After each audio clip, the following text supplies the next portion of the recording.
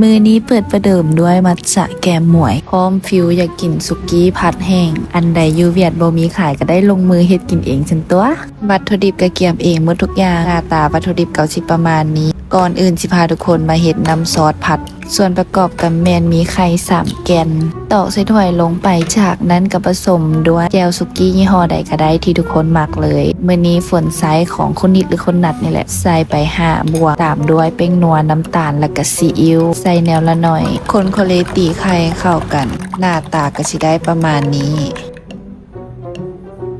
จากนั้นเรามาตั้งหม้อผัดกันใส่น้ำมันลงไปน้อยหนึ่งใส่ไปน้อยเดียวพอเด้อแล้วจากนั้นเอากระเทียมไปเจียวถ้าทุกคนมีกระเทียมหลายๆก็ใส่หลายๆเด้อฝนยังแต่3กีบก็เลยใส่แต่3นี้ผัดจนให้มันหอมจากนั้นก็เอาปีกที่เราต้มไว้ลงไปผัดคนโคเลผัดให้ปีกกับกระเทียมหอมๆกุ้ยตำดังจากนั้นก็เอาเห็ดที่เราลวกไว้ใส่ลงไปส่วนเห็ดที่ใส่ในมื้อนี้ก็เป็นเห็ดโคนที่ว่าเอาไปฝานเป็นเปียงบางๆใส่มี2โคมหนะฝานโลดเห็ดเป็นบางๆป่นใส่กับเห็ดเข็มเอาไปลวกก่อนเด้อเพื่อให้เห็ดน้องนี่คายน้ำออกไปก่อนบ่ซั้นตอนเฮาผัดนี่น้ำเห็ดจะออกมาหลายเกินไปผัดจนเห็ดกับปีกเข้ากันจนแห้งดีแล้วก็เอาน้ำซอสเฮานี่ใส่ลงไปคนโคเลไปเรื่อยๆแป๊บนึงไข่ที่ว่าเฮาผสมลงไปก็จะเริ่มสุกขั้นตอนนี้นี่มันคนในเด้อบ่ซั้นมันสิติดหม้อผัดจนแห้งได้ที่ก็เอาผักหอมที่พวกเฮาเตรียมไว้ใส่ลงไปมื้อนี้ฝนใส่เป็นหอมป้อมกับบัวละพาหรือว่าไผมักผักหยังก็ใส่ได้ต้องได้มันคนเรื่อยๆฮอตจุดนี้ก็คือกล้ามแขนขึ้นน้อยหนึ่ง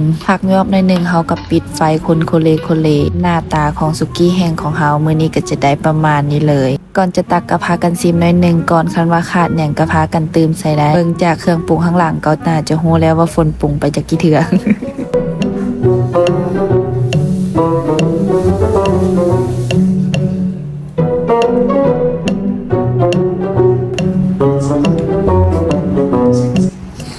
แต่ยายกันท้องก็จะกินข้าวกินแล้วแต่ว่ากินน้อยๆเข้าใจ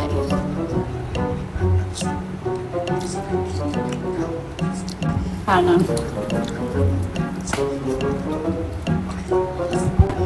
อยู่เวียดนามมันฮ้อนกว่าอยู่ลาวอยู่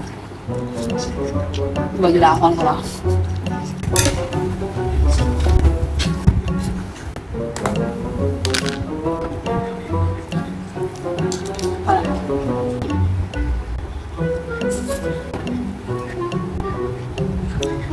ปากลอยเซฟิเตอร์ตอนนี้โคตรมอมเลยแล้วซ้อมให้เด็กน้อยตั้งแต่ขึ้นเรียนขึ้นซ้อมให้กับเจ้าชิเสียงใหญ่ตั้งแต่จากโมงแต่2 โมงจน5 โมงจึงได้มาเฮ็ดกินแล้วเจ้าน้อยประมาณ9 โมงไปไหม9 โมงก็เจ้าเรียนแล้วก็เจ้าจะขึ้นซ้อมให้จนฮอดประมาณ10 โมงครึ่งนั่นแหละจึงได้พักผ่อนพักผ่อนแท้แล้วเป็น10 โมงครึ่งจึงสิได้อาบน้ำอย่างแล้วประมาณ11-12 โมงแล้วจึงสิได้นอนแท้สาธุจำใจมัทฉะครีมเกลือแซ่บ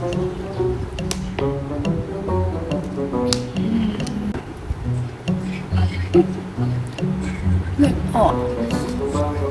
เรื่องจะถูกเรื่องกันถือเลขบอกโอ้ยชื่อบัวดีใจเหมือนภาษาออกปกติซื้อตลอดไอ้ตอนนั้นนะซื้อทุกม้วนเลยม้วนนี้บุบหนีนำตะเลยนำจะซื้อแต่ไม่ได้กดเลขเลยสุดยอด